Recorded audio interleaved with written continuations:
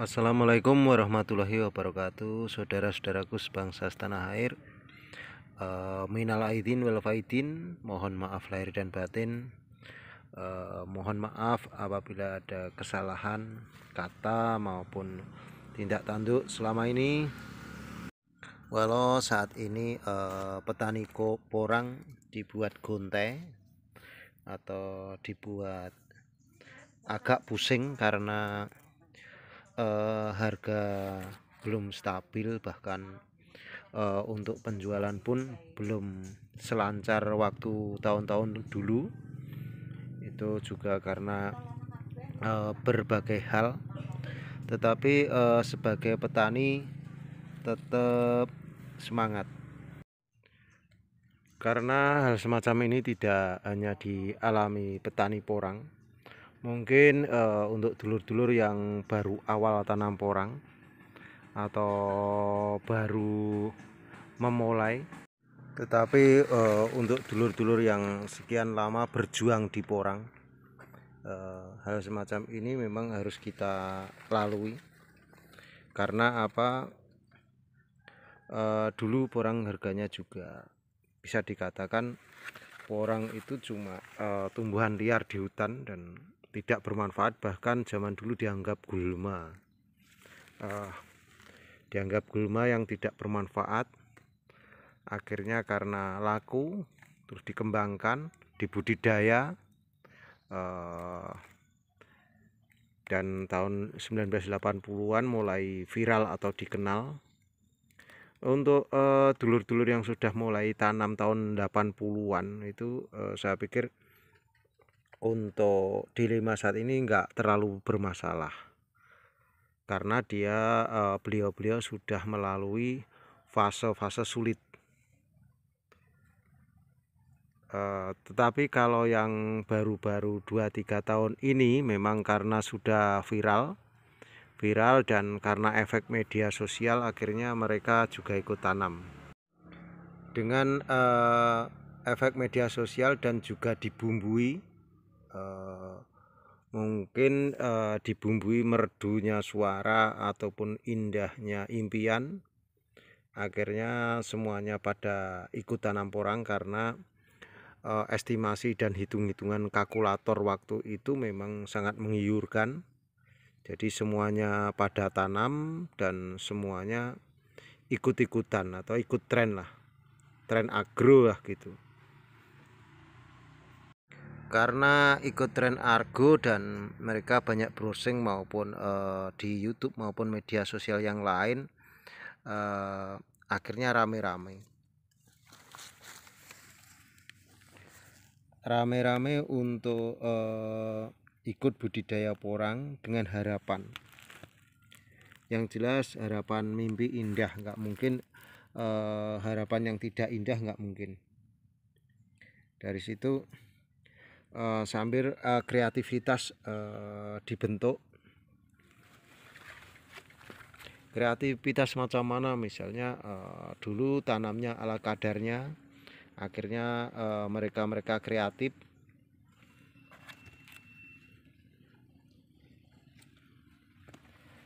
dan juga mengembangkan dengan segala penemuan dan disiplin yang baru seperti itu. Dulu kita ingat waktu banyak pertanyaan, apakah nanti tanam porang seperti nasibnya seperti tanam mengkudu atau gelombang cinta, ake waktu itu, ataupun ikan koi gitu. Pertanyaan-pertanyaan seperti itu. Untuk itu memang beda konten, konteksnya berbeda untuk yang disebut-sebutkan itu waktu itu, atau bambu petok gitu. Waktu itu juga kita bikin YouTube itu awal-awal juga dibully loh, banyak dibully. Tetapi dengan fakta di lapangan waktu itu memang harganya bagus, mencapai 12.000, 14.000, bahkan di atas 10.000.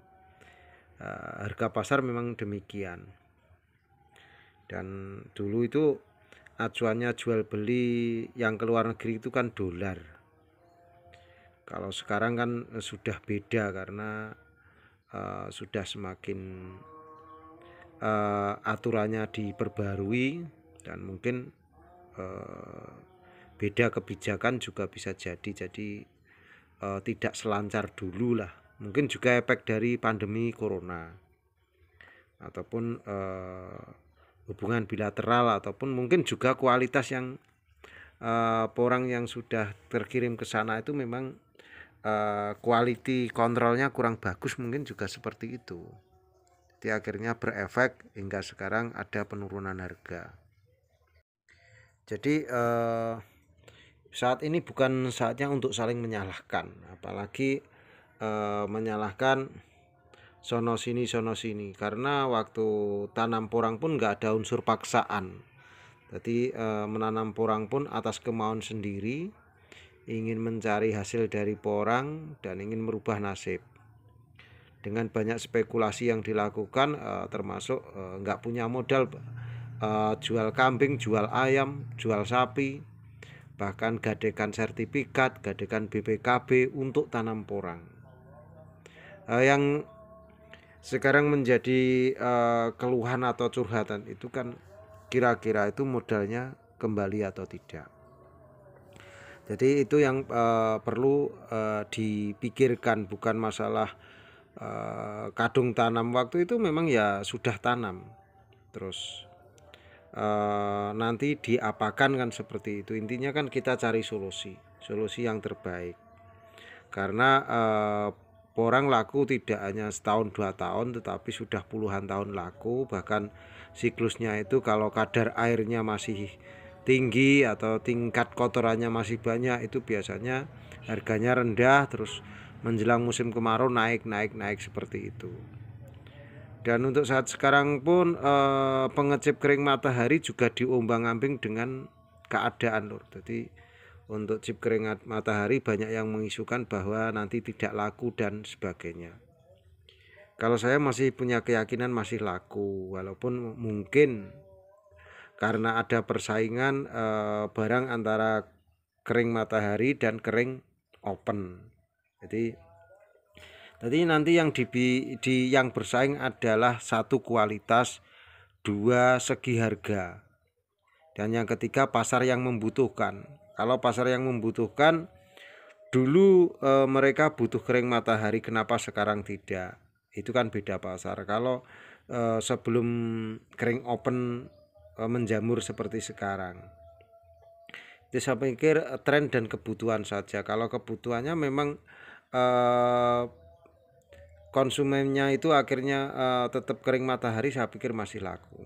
Dan banyak pertanyaan ke saya, Pak Po, kering matahari apakah laku atau tidak? Kita tunggu saja, karena untuk kering untuk umbi produksi saja harganya masih ndul-ndulan, masih tengah-tengah seperti kipas angin. Belum ada harga yang pas atau seperti itu. Harusnya ada harga head, harga eceran tertinggi maupun standarisasi harga berdasarkan kualitas yang ada. Oke, untuk calon petani pemula, mungkin karena kabar seperti ini mereka bisa balik kanan atau mundur alon-alon, balik kanan. Tetapi kalau mereka sudah tanam atau bisa dikatakan musim panen perdana, apakah harus cari solusi karena sudah keluar modal. Jadi solusi sementara kita tunggu harga baiknya atau harga standarisasi yang pas. Karena untuk sekarang ini dikatakanlah ada informasi di YouTube itu di pabrik A sekian, di pabrik B sekian. Tetapi kenyataan di lapangan di tingkat petani kan jauh gitu loh. Kalau selisihnya cuma 1000 itu nggak masalah. Bahkan banyak tengkulak yang kemarin sudah mulai beli, akhirnya ada pabrik tutup, akhirnya ada penurunan, akhirnya lempar sana lempar sini, akhirnya penurunan harga. Dan Akibatnya ketika beli lagi di tingkat petani sangat murah sekali. Bahkan ada yang sampai cuma 2.000, 2.500. Itu kan jauh ketika 2 tahun yang lalu mencapai 13.000, 12.000. Tetapi gini dulur, ketika itu harga tinggi itu bulan berapa? Jadi ketika mencapai harga sampai tertinggi 14.000 ketika 2 tahun yang lalu itu tahun pembukaan pertama di tingkat petani cuma 7.000 lur. Jadi perlu diketahui jangan cuma harga tertingginya, dan itu terjadi yang 14.000 itu di bulan berapa? Itu terjadi kalau nggak salah bulan 10-11.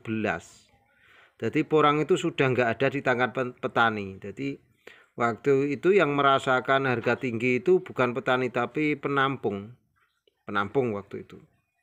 Jadi kalau petani kan biasanya bulan 5-6 kan sudah habis. Bahkan petani yang kuat paling mentok bulan 7. Nah, itu harga tertinggi ketika itu di bulan 10-11. Nanti hampir musim tanam itu. Memang ketika bulan-bulan itu ya untuk porang sudah mulai langka atau sudah banyak yang teriris, atau mungkin kebutuhan memang stok sudah semakin menipis begitu. Dan mereka karena waktu itu kejar kontrak kering matahari, kulitanya belum mencukupi, akhirnya digas lah harganya. Jadi sesuai dengan kebutuhan. Jadi kebutuhan itu juga memengaruhi harga. Jadi kebutuhan konsumen itu ketika mereka butuh barang dan sudah mulai langka ya harga tinggi. Nah, bisa jadi karena sekarang ini kan barang bisa dikatakan melimpah ruah dengan hadirnya petani-petani baru yang panen perdana ataupun yang baru panen 2 kali 3 kali gitu. Akhirnya ada persaingan di situ dari segi jumlah. Tetapi untuk petani kawakan saya melihatnya masih tenang lur. Mereka masih tenang, paling yang dihabiskan adalah kataknya dengan harga yang sangat miring sekali. Jadi untuk katak juga harganya sangat miring, jauh dari harga tahun lalu, jauh sekali. Jadi harapan petani kalau memang masih kuat, ingin harga yang agak bagus, santai dulu, slow. Jangan dipanen sekarang atau tunggu harganya bagus lah. Karena apa? Kalau nanti harganya bagus, otomatis kita akan mendapatkan hasil yang seperti yang kita harapkan. Minimal untuk menutup kos yang kita keluarkan, biaya-biaya yang kita keluarkan, dan juga untuk alternatif terpendek ya ditunda panen dulu, tunggu harga bagus. Yang kedua adalah siklusnya, tunggu siklusnya. Siklusnya itu biasanya musim kemarau baru harga bagus. Terus seandainya tidak mendapatkan harga bagus tahun ini, tunda panen, dipanen tahun depan juga akan menambah nilainya atau dia akan membesar. Dan porang itu di dalam tanah tidak dibongkar aman-aman saja, tidak harus setiap musim dibongkar, tidak seperti itu. Semoga nanti dengan hilangnya corona dan omikron otomatis nanti akan stabil, saya pikir, baik itu segi bilateral dengan luar negeri stabil, juga pasar porang juga akan stabil. Nanti kalau stabil insya Allah juga, karena gini dulur, kalau kita melompat-lompat sekarang panen porang terus ada gejolak atau ada godaan seperti ini, kita sudah beralih profesi, nanti suatu saat kalau harganya bagus akan mengalami penyesalan seperti terjadi di sawit. Waktu itu sawit pernah teman-teman saya yang ada di Sumatera itu sawitnya banyak ditebang, bahkan dibakar, karena harga sawit waktu itu sangat rendah.